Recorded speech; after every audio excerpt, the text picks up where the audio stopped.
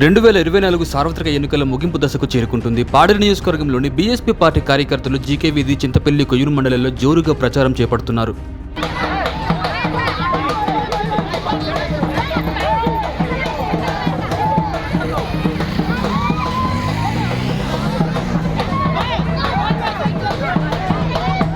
గిరిజన హక్కుల్ని కాపాడే బీఎస్పీ పార్టీకి ఈసారి ఓటు వేయాలని పిలుపునిచ్చారు. అసెంబ్లీ అభ్యర్థిగా సొర్ల అప్పారావుని, పార్లమెంట్ అభ్యర్థిగా వారం అవశలహరిని ఏనుగుర్తుపై ఓటు వేసి గెలిపించాలని చెప్పుకొచ్చారు.